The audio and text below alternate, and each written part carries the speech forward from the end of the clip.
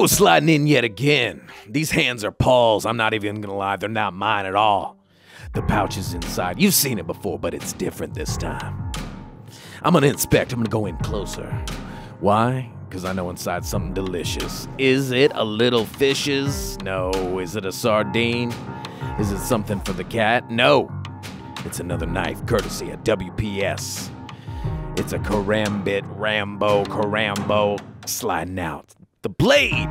My God, is that a bat from the pit of hell flying through the gates of Valhalla? It's a WPS Karambit, baby. I know this thing can work, and we're gonna take it home to mama. But I got plans. Mario, we good, man? Yep, we're good. All right, cool. I'm out.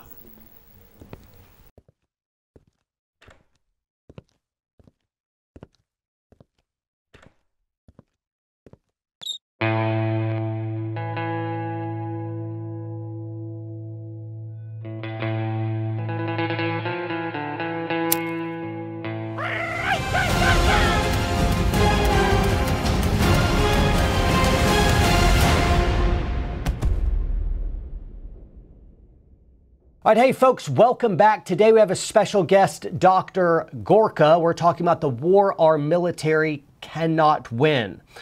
Before I jump in, I want to let you know who Dr. Gorka is in case you're unaware of who he is. America First is his radio show. He's got millions of listeners. He was also a former military and intelligence analyst for the White House. He is an author, PhD, college professor, all around amazing guy to know. Dr. Gorka, thanks so much for joining us today. Great to see you, John. Happy New Year to you and all of your viewers. Thank you. Thank you. How are things up in the your area, the swamp? Well, for the next few days or hours at least, the swamp looks a little bit cleaner than usual because we had about a half a foot of snow yesterday, and it just looks like a winter wonderland. It sounds lovely. All right, well, let's jump in. I look around the world right now, and it's bad headlines, and it's intimidating to me as I see China arming up and military actions kind of amping up as they're licking their chops toward Taiwan. Also, Russia is doing the same thing, looking at Ukraine. I see Iran gearing up. I see Afghanistan chaos as we just gave them $85 billion of military equipment and tools. Our enemies seem to be emboldened around us. What are you thinking as you're seeing all this play out? It's a disaster. It's a disaster of epic proportions. Let's just compare the last 11 months with the first 5 months of the White House in which I served. If you recall, if you can wind the clock back long enough, 5 or 6 years, the former quote-unquote JV team, ISIS, grew to be the most successful insurgency of the modern age, holding territory in multiple countries and reestablishing the caliphate. Since it grew so large, the then commander-in-chief, Obama, said, it's just a problem we have to get used to. He actually said this is a generational threat. ISIS, you just have to live with it. When we came into the White House with the new commander-in-chief, we said, no, we're not putting up with an organization that beheads Christians, that targets people because of their belief system or their citizenship. And we unleashed the best of the best. Your buddies, the operator, tier one guys, we got the lawyers out of the way. And within 5 months, we obliterated the physical caliphate of ISIS. It ceased to be. Like a certain parrot in a certain Monty Python sketch, it's pushing up the daisies. We destroyed it in 5 months, something that we had been told had been a generational threat. I used a phrase from the Marines when I was in the White House. We reinstituted a very simple ideology, a very simple worldview. When we walked into the White House, our friends were reassured and our enemies were afraid. Whether it was Little Kim in North Korea, whether it was putting Iran back in its box, whether it was the targeting. Think of this, for 4 years, John, we were told, Russia, Russia, Russia, and Russia hoax and collusion. For the first time in American history, since the establishment of the Republic, we had a Secretary of Defense who was told by the president, there are bad Russians in the Middle East and they're targeting innocents, destroy them. And with the SecDef got that sign off from POTUS, from the president, we targeted and killed more than 200 Russians in Syria. That's never, during the Cold War, we didn't do that. We didn't kill 200 Russians during the Cold War. So we took the threat seriously. And as the president, I'd say, we could talk about this for hours, but the president wanted two things, President Trump. If you're an American citizen living in America, he wanted you to be safe with your family and to prosper. That's exactly what we did for 4 years in the White House. Now it's a disaster. China is remilitarizing. Taiwan is going to be gobbled up. Russia's got 100,000 troops on the border of Ukraine. Iran is going to be placated by a new Iran deal from the Biden administration, on and on and on. And it's very simple. We're not interventionists in the MAGA world, in America First. We don't go into other countries to invade them and change them. But we're very clear about one thing. When America doesn't lead, we have crisis in the world. We had that for 8 years of Obama, and we've had it for the first year of this administration. So it's feckless and it's dangerous. Right. You've come on the channel before talking about China as the greatest strategic threat outside of the U.S., so outside forces looking in. Is that still true for you? And how do you measure Russia in comparison now? Has anything changed for you? No, absolutely. Nothing has changed for me. When I came into the White House, I thought I was going to be doing CT stuff. That's what I did for more than a decade, working with Bragg and other places. But once you got your clearances, once I came in, read the presidential threat briefing every day, you realize the only strategic peer competitor we have that wishes to destroy us and has the capacity to do so is China. And they have a plan. Look it up, guys. Don't take my word for it. You can read, my second book, Why We Fight, but read the Chinese materials, read Sun Tzu, read, the doctrine of indirect warfare, unrestricted warfare they published a few years ago. Check out One Belt, One Road. They have a plan to remove America and displace it as a hegemonic power, and it is a communist nation. What have we seen in just the last few months, whether it's the Beijing Olympics, whether it's the lack of any responsibility taken for the Wuhan epidemic? China has not slowed down. It has accelerated. When it comes to other threats, look, Russia, I call Russia an anti-status quo power. It's run by a former KGB colonel who is a murderer, absolutely. But it has the same GDP, slightly smaller than Italy. So we're talking about a nation with 11 time zones, John, that has a smaller economy than California. It's not a global player. It is a destabilizing force. It is a bad actor, but it doesn't have a capability to win against us in a stand-up fight. Nevertheless, he's a bad guy. But the number one threat, China, China, China. Wow. Wow. I definitely don't want to put it to the test how that would go in a stand-up fight. I think that would be extremely messy and unpredictable, and the fallout would be really cataclysmic. But you and I were talking before we jumped on to start doing this video of what the real war our military cannot win. What is that?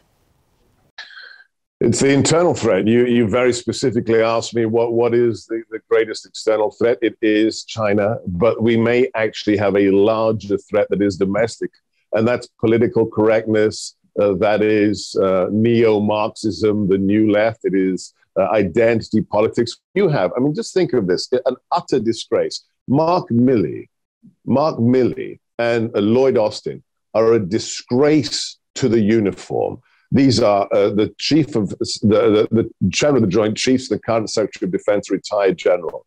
When you have Lloyd Austin in his testimony before Congress actually say under oath that the threat he wishes to rout out is, quote, the enemy inside the U.S. Armed Services. Hang on a second. You've worn the cloth of the Republic. When somebody says enemy to you, what are you talking about? You're talking about a tango you have to kill or blow up. That's what an enemy is. And we're having a Secretary of Defense saying he wants to rout out the extremists, the enemies inside the U.S. military. And I tell you one thing, none of them are going to be Black Lives Matter or Antifa. It's going to be conservatives, number one. Then you've got Mark Milley in uniform, this fat bastard sitting there saying that, I don't know what identity politics is. I don't know what critical race theory is, but I think we should teach it at West Point. That's a good thing because I want to understand white rage because I'm white. This is the most senior military officer in America, the most powerful nation in the world, who instead of understanding why it may be dumb to close down Bagram Airfield and leave $80 billion worth of equipment to the people who gave succor and aid to bin Laden, the Taliban regime. He's talking about Black Lives Matter talking points in his testimony. And this is a man who admitted that when President Trump was president, he was in communications with his counterpart in communist China saying, don't worry, General Lee, if President Trump wants to go to war with China, I'll give you a heads up first. That is treasonous. That is sedition. So that is a political threat inside the army. And there's somebody, look, you can look up my credentials, guys, if you're not familiar with me. I spent 5.5 years as a DOD civilian teaching irregular warfare and counterterrorism at National Defense University.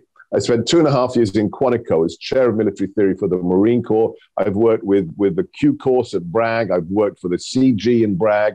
You know, this is something I've witnessed over a decade. It is the politicization of the Flag and General Officer Corps. We have people who are politicians, who aren't leaders. And everybody likes to quote Sun Tzu, and they always misquote him. Sun Tzu didn't say, if you know your enemy, you will win. He said, if you know your enemy, you'll win half of your battles. You must know yourself, why you are fighting, and the enemy to be assured victory. It's very hard to have any victory over your enemy, John, if you don't believe in who you are. If you have senior leadership in suits and in uniform say, America is the problem, you don't need a vast conspiracy theory. You don't need Obama in his hollowed out volcano with a joystick running some vast conspiracy. You have a nation that is run by people who hate the nation. And you know this better than anyone. If you hate yourself, if you don't believe in what you stand for, you can't win any fight. It is impossible to win if you don't believe in yourself. Right. And you're absolutely right. The withdrawal from Afghanistan, the sudden withdrawal, total withdrawal, without any plan, allowed everything to plunge into chaos. Our senior military leadership made the determination to not only arm up our enemies with $80+ billion of military equipment, but we left Americans behind enemy lines. It's amazing to me that now our senior leadership can't even agree what our enemies are, and they don't realize that they're supposed to be protecting us from external enemies, and instead they take their guns, and instead of physical guns, they point political guns at their own service members and declares a de facto war on our own military to root out supremacy and to do all this political speak. There was a interview pretty recently of Colonel Douglas McGregor. Tucker Carlson interviewed him, and I wrote down this quote from him. He said, "The generals have done a terrible job, and it's obvious from what you're seeing on the ground right now." This was in Afghanistan at the time of all the chaos. The chaos, no planning, no preparation, awful. He also mentioned that we have these toxic senior military levels, toxic leaders, toxic because they simply don't tell the truth. And for 20 years, they've been lying to the American people, to soldiers, to Marines. Anyway, I see this upper senior level of military leadership that are weak, effete, morally weak, and corrupt. You and I are about to jump on and do a video for our WPSN app where I want to really ask you some burning questions I do not know the answer to about what do we do when our lawmakers break the law. I want you to weigh in on that. So all the corruption stuff, and it's too spicy for YouTube. So guys, I just immediately be deplatformed. Dr. Gorka has been deplatformed already, as well as some other prominent conservatives. So I definitely want to get in on that. But what do we do with unelected military officials? They're appointed, but I mean, what do we do about that? Well, I think we do exactly what is the message of the Warrior Poet Society and your ethos, John, that you've been spreading every single day with every breath. I mean, it doesn't matter whether it's vaccine mandates, masking our children, or the politicization of our military. It's very simple. The one thing we have to do is cleave to the truth every single day. As an immigrant, a legal immigrant to this nation, it is perhaps one of the saddest things I've witnessed in my 13 years living here as an American. The last year and a half, John, is a tragedy in terms of lack of courage. I mean, of all the virtues, there's one virtue that makes all the other virtues possible, and that virtue is courage. Right. The fact that the China virus exported to the world from Wuhan led us to replicate communist China policies on a shutdown, which meant for the first time in medical history, John, we quarantined the healthy. Let's be clear here. Since the Hippocratic Oath was first said in ancient Greece, we have never, ever quarantined the healthy. You quarantine the sick. We quarantined the healthy, and we shut down the economy for 15 days. It ended up being over a year. 40 million people left unemployed. And I am shocked, I'm horrified that, there'd be the odd story. Restaurant owner in California fights back. Bar owner in New Jersey refuses to shut down. What are we talking about? 2 cases?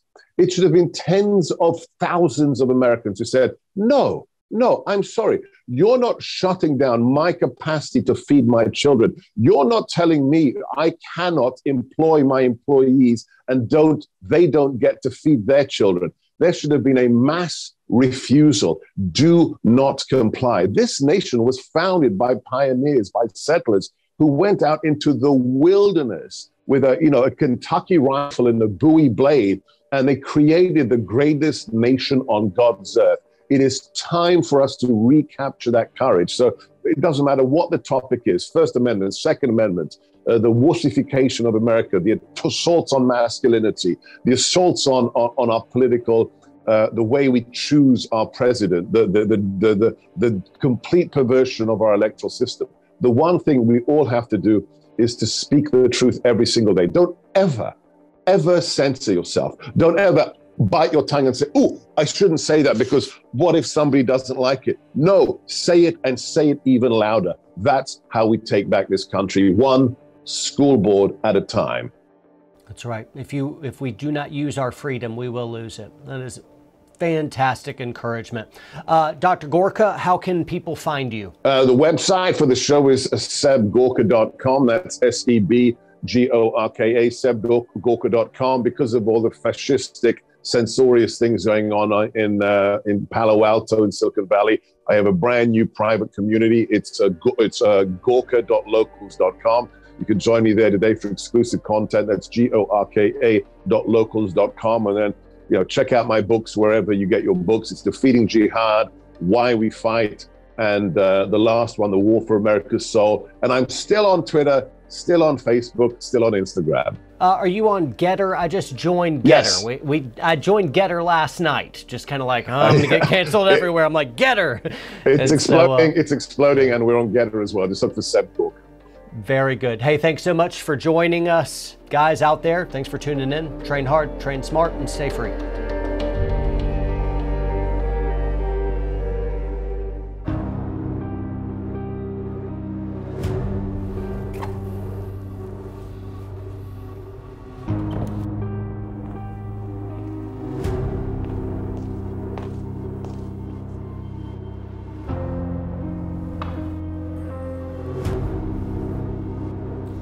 I'm Craig Douglas from ShivWorks, and this is the reality of criminal assault.